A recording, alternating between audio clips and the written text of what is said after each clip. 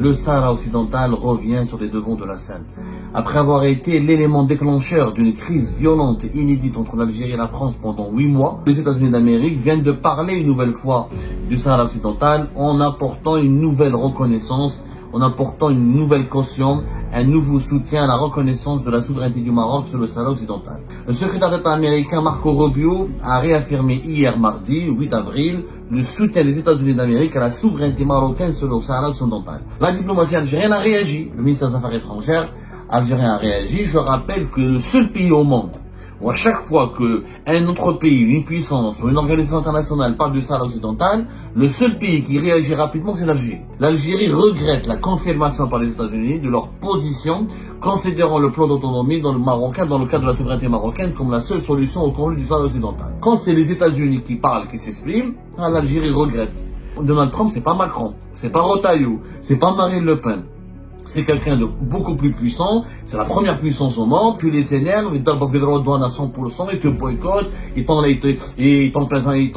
t'imposent un embargo international, ils t'envoient sa flotte armée, c'est une véritable puissance. Donc face à la puissance américaine, l'Algérie regrette. Mais face à Paris et à la France, l'Algérie condamne et retire son ambassadeur. Le Sahara occidental revient sur les devants de la scène. Après avoir été l'élément déclencheur d'une crise violente et inédite entre l'Algérie et la France pendant 8 mois, entre le fin juillet 2024 et fin mars 2025, voilà que les États-Unis d'Amérique viennent de relancer et de titiller un petit peu, ça a bousculé, en tout cas, ça a bousculé les autorités algériennes, puisque les États-Unis d'Amérique viennent de parler une nouvelle fois du Sahara occidental en apportant une nouvelle reconnaissance, en apportant une nouvelle caution, un nouveau soutien à la reconnaissance de la souveraineté du Maroc sur le Sahara occidental. Le secrétaire d'État américain Marco Rubio a réaffirmé hier mardi, 8 avril, le soutien des États-Unis d'Amérique à la souveraineté marocaine sur le Sahara occidental. C'était à l'occasion d'une réunion, d'une entrevue qu'il avait organisée avec le chef de la diplomatie marocaine, le ministre des Affaires étrangères marocain, Nasser Bourita. Alors, les États-Unis d'Amérique qui confirment la même position prise par l'ancienne administration Donald Trump en décembre 2020, lorsque les États-Unis d'Amérique, avec Donald Trump, lors de son premier mandat, à la fin de son premier mandat, il avait reconnu la marocanité du Sahara occidental. Les États-Unis d'Amérique n'ont pas changé de position. Ils continuent de crier haut et fort que les États-Unis d'Amérique reconnaissent la souveraineté marocaine sur le Sahara occidental et soutiennent la proposition d'autonomie sérieuse, crédible et réaliste du Maroc comme seule base pour une solution juste et durable de ce conflit. C'est ce qui a été indiqué par la suite après Marco Rubio, le secrétaire d'État américain qui a rencontré Nasser Bourita le 8 avril. Juste après cette rencontre, la porte-parole du département d'État, l'équivalent du ministère américain des Affaires étrangères, Tammy Bruce, a fait un communiqué, elle a rendu public un communiqué dans lequel elle explique, cette porte-parole, que les États-Unis d'Amérique reconnaissent uniquement la souveraineté du Maroc sur le Sahara occidental, uniquement la souveraineté du Maroc sur le Sahara occidental, et pour eux, il n'y a aucune autre option pour résoudre ce problème. Le communiqué a précisé aussi que les deux chefs de la diplomatie ont discuté de la coopération pour faire avancer les priorités communes dans la région, notamment en s'appuyant sur les accords d'Abraham, et pour élargir la coopération commerciale au bénéfice des Américains et des Marocains. Donc les États-Unis d'Amérique se rangent du côté du Maroc et ils s'appuient sur les accords d'Abraham. C'est-à-dire que la normalisation des rapports avec Israël fait partie des conditions qui ont été acceptées par le Maroc pour obtenir de la part des États-Unis d'Amérique la souveraineté, la reconnaissance américaine de la souveraineté du Maroc sur le Sahara occidental. La diplomatie algérienne a réagi. Le ministère des Affaires étrangères algérien a réagi. Je rappelle que le seul pays au monde où à chaque fois qu'un autre pays, une puissance ou une organisation internationale parle du Sahara occidental, le seul pays qui réagit rapidement, c'est l'Algérie. Je ne vois pas beaucoup de réactions de la part de l'Afrique du Sud, du Venezuela ou je sais pas quoi, de l'Angola ou d'autres pays qui reconnaissent plus ou moins ou qui s'intéressent ou qui soutiennent plus ou moins Cuba ou les autres à la cause du Sahara occidental. L'Algérie, pour l'Algérie, ça confirme que le Sahara occidental est une cause nationale, est une cause sacrée. On en a déjà parlé, on a soumis ce problème à un débat, on essaiera d'en reparler encore une fois avec des termes plus apaisants, mais toujours dans un esprit honnête, dans une démarche en privilégiant l'intérêt général de l'Algérie. Est-ce que c'est favorable à l'intérêt général de l'Algérie d'élever la cause du Sahara occidental aux causes sacrées, aux causes nationales sacrées? Ce débat est très compliqué à mener encore en Algérie. À chaque fois qu'on essaie de le provoquer ou de l'enclencher, on est accusé d'être des traîtres ou des agents du Maroc ou des ennemis de la nation, alors qu'on se pose juste des questions honnêtes et sérieuses et réalistes. Pourtant, encore une fois, élever la question du Sahara occidental au rang de cause nationale sacrée au point où l'Algérie doit réagir. Elle en fait une affaire personnelle, on en fait une affaire d'État, comme s'il s'agit d'un territoire algérien. Mais ça, c'est un autre problème sur lequel nous allons parler plus tard, toujours en essayant de faire de la pédagogie, toujours sur un ton apaisant et toujours dans l'esprit de la protection de l'intérêt général de notre pays, de sa sécurité, de son avenir. Parce que nous, ce qui nous intéresse, c'est l'avenir des Algériens et des Algériens, c'est l'avenir de l'Algérie, c'est l'amour que nous avons pour notre pays et pour l'Algérie. C'est pour ça qu'on essaie de parler de ce problème qui est un tabou, qui est entouré de secrets, qui est entouré de tensions. C'est un sujet extrêmement sensible, qui est entouré de non-dits. On essaie de briser tous ces non-dits, tout ce silence, pour essayer de trouver des solutions, encore une fois, au nom de la défense de l'intérêt général de notre pays. Ce que nous pouvons remarquer, en attendant ce débat, en attendant de relancer encore une fois ce débat, et en attendant de trouver des interlocuteurs courageux et lucides qui acceptent de mener ce débat avec nous, force est de constater quand même qu'il y a une différence dans la énorme, notable et extrêmement visible et épatante entre la réaction algérienne lorsque les États-Unis d'Amérique parlent du Sahara occidental et la réaction algérienne lorsque la France parle du Sahara occidental. L'Algérie a fait un communiqué, elle a réagi par le biais de son ministère des Affaires étrangères, la diplomatie algérienne a fait un communiqué dans lequel elle regrette, elle condamne pas. L'Algérie regrette la confirmation par les États-Unis de leur position considérant le plan d'autonomie dans le marocain, dans le cadre de la souveraineté marocaine, comme la seule solution au conflit du Sahara occidental. L'Algérie a pris connaissance de la réaffirmation du département d'État de la position des États-Unis d'Amérique, considérant le plan d'autonomie dans le cadre de la souveraineté marocaine comme la seule solution au conflit du Sahara occidental. L'Algérie regrette la confirmation de cette position de la part d'un membre permanent du Conseil de sécurité dont il est normalement entendu qu'il témoigne d'un respect de la légalité internationale de manière générale et des résolutions du conflit, des résolutions du Conseil de sécurité de manière particulière. Donc l'Algérie regrette. Elle ne condamne pas, elle regrette. Vous avez la différence? L'Algérie juste regrette. Elle regrette et elle affirme que la question du Sahara occidental relève fondamentalement d'un processus de décolonisation inachevé et d'un droit à l'autodétermination inaccompli. Le Sahara occidental demeure un territoire non autonome au sens de la Charte des Nations Unies et le peuple de ce territoire demeure titulaire du droit de disposer de lui-même, tel que consacré par la résolution 1514 de l'Assemblée générale portant déclaration sur l'export d'indépendance au pays et aux peuples coloniaux. L'Algérie dit qu'il faut juste organiser un référendum pour permettre au peuple sahraoui de choisir lui-même. Sauf que l'Algérie demande l'indépendance, elle soutient les indépendantistes. Or, tant qu'il n'y a pas eu de référendum, tant que les Sahraouis n'ont pas choisi eux-mêmes, parce qu'on part du postulat que tous les Sahraouis sont avec le Front Polisario, c'est pas vrai. Ça c'est pas vrai, ça ne s'est jamais démontré. C'est tous les Sahraouis étaient avec le Polisario. Pourquoi les Sahraouis qui sont au Sahara occidental ne se révoltent pas chaque jour, ne fassent pas des émeutes chaque jour et ne demandent pas l'indépendance chaque jour? En tout cas, il y a des Sahraouis qui sont favorables au Polisario, qui vivent encore au Sahara occidental et pas uniquement dans les camps de réfugiés de Tindouf, comme il y a d'autres Sahraouis qui sont favorables au plan d'autonomie marocain ou à l'appartenance au Maroc. C'est très compliqué cette question, en tout cas, juste pour rappeler que les Nations Unies ne demandent pas l'indépendance du Sahara occidental. Les Nations Unies disent juste que c'est un territoire non autonome dont le statut juridique doit être clarifié par une solution, ou le référendum d'autodétermination, ou la solution du plan d'autonomie que propose le Maroc. Et le Conseil de sécurité de l'ONU, l'Organisation des Nations Unies n'a pas encore tranché.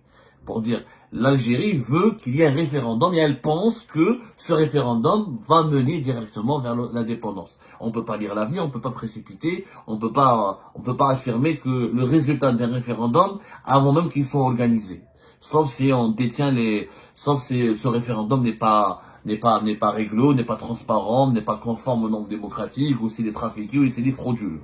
En tout cas, la différence entre la réaction algérienne face aux États-Unis d'Amérique, face à Washington, et la réaction algérienne face à la France, elle est complètement opposée, c'est une différence, c'est une différence, encore une fois, épatante, elle est marquante. Si on reprend, nous sommes le 9 avril 2025. Le 30 juillet 2024, quand la France a fait exactement comme les États-Unis d'Amérique. Elle a juste reconnu le plan d'autonomie marocain. Et elle a juste reconnu la souveraineté du Maroc sur le Sahara occidental. L'Algérie, qu'est-ce qu'elle a fait? Elle n'a pas regretté. Elle a condamné, elle a retiré son ambassadeur avec effet immédiat. Allez-y lire le communiqué du 30 juillet 2024. Le gouvernement algérien a décidé le retrait de son ambassadeur auprès de la République française. Et la gestion de l'ambassade relève désormais d'un chargé d'affaires, suite à la reconnaissance par la France du plan d'autonomie marocain comme seule base de règlement du conflit du Sahara occidental. Le gouvernement français a fini par donner sa caution franche et catégorique au fait colonial imposé au Sahara occidental. Ce pas qu'aucun autre gouvernement français avant lui n'avait cru devoir franchir, le gouvernement actuel l'a fait avec beaucoup de légèreté, une grande désinvolture, sans en mesurer lucidement toutes les retombées potentielles.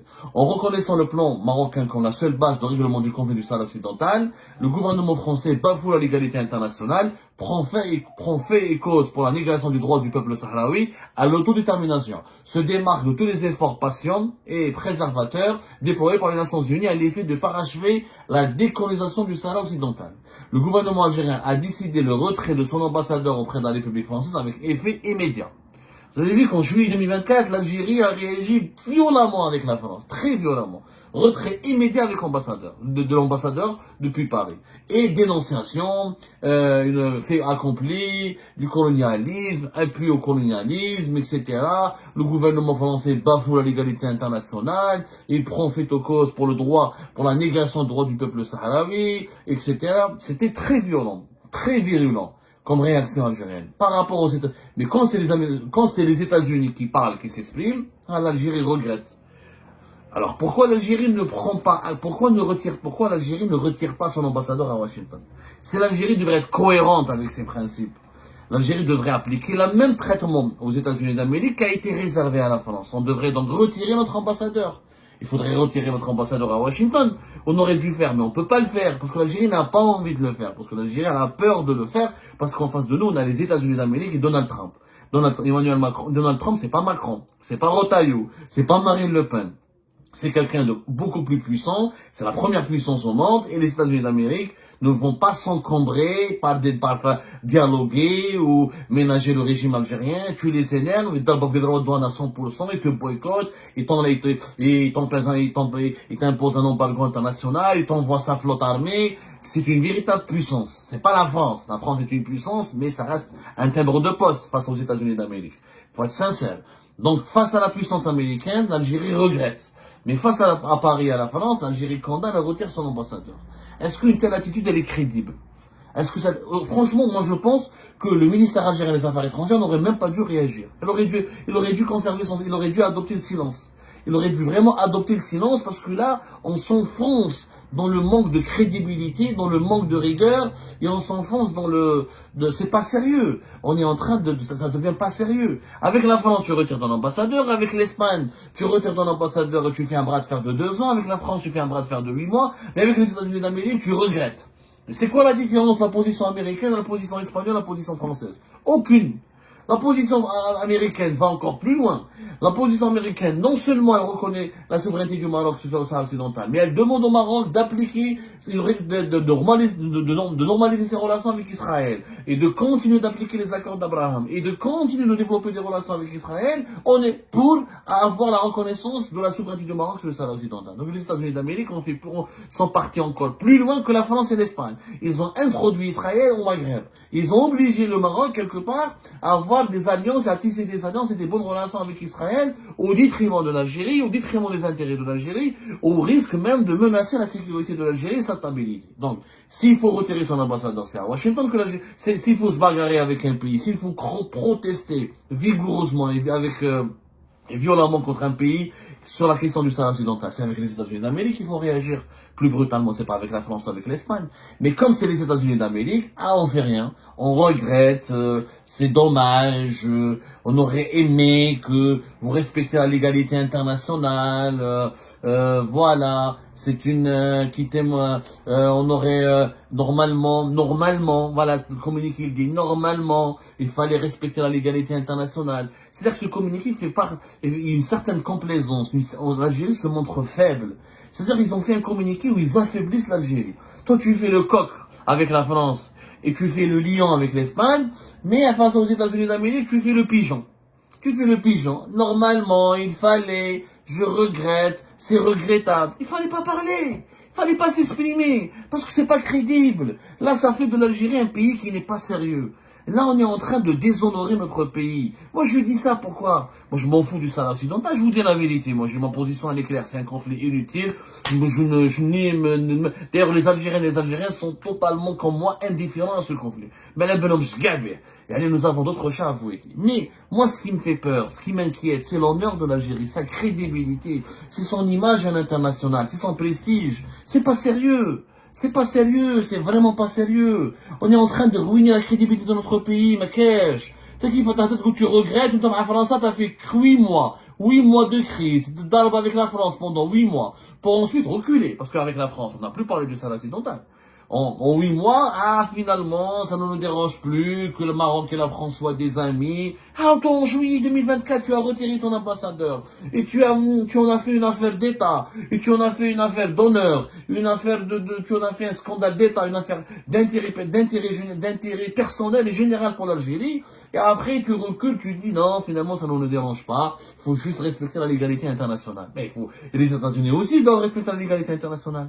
Beaucoup de pays à travers le monde, la Ligue arabe ne reconnaît pas le Polisario. L'Algérie doit se retirer de la Ligue arabe. Le Qatar, les Émirats, l'Arabie Saoudite, l'Égypte, tous ils ne reconnaissent pas le Polisario, tous ne reconnaissent pas le Sahara occidental, tous ils parlent du Sahara marocain. Il faudrait que l'Algérie retire ses ambassadeurs dans ces pays-là. Et pourquoi uniquement un bras de fer avec l'Espagne et la France? Et pas avec les autres pays arabes, et pas avec les États-Unis d'Amérique. Parce que on fait du cas par cas, parce que il y a un agenda. Il y a pas, en fait, ça prouve que le soutien au Sahara occidental n'est pas sincère. On n'est pas en train de, on s'intéresse pas au peuple sahraoui. Sinon, si on était vraiment amis, fraternels avec le peuple sahraoui, on aurait dû avoir un comportement cohérent avec tous les puissances qui reconnaissent la marocanité du Sahara occidental, ou la souveraineté du Maroc sur le Sahara occidental. Nous, en fait, on a des agendas. Avec les États-Unis d'Amérique, un agenda différent que celui de l'agenda avec la France. L'agenda avec la Ligue arabe et les puissants des monarchies du Golfe, il est totalement différent que de l'agenda avec l'Espagne. C'est une question d'agenda, c'est une question d'intérêt particulier, c'est une question de vision court-termiste, c'est une question d'intérêt conjoncturel. Et c'est pas comme ça qu'on gère un État. C'est pas comme ça qu'on préserve son honneur et sa crédibilité.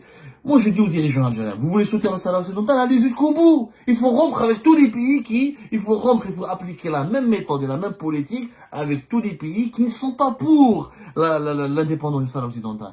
Mais vous pouvez pas faire de gestion à l'emporte-pièce comme ça, une gestion d'humeur, une instabilité. C'est pas sérieux. C'est vraiment pas sérieux. Et là, les gens vont rigoler sur l'Algérie. Ah, vous regrettez. Ah, pourquoi vous ne retirez pas votre ambassadeur? Ah, pourquoi vous n'osez pas faire un bras de fer avec les États-Unis d'Amérique? Ah, pourquoi vous ne convoquez pas l'ambassadrice américaine? Franchement, soyons sérieux. Ça ne peut pas durer cette situation. Il faut qu'à un moment donné, on lance un débat général, sincère et sérieux sur la question du Sahara occidental et qu'on définisse une ligne de conduite claire, nette et précise et cohérente et stable et durable.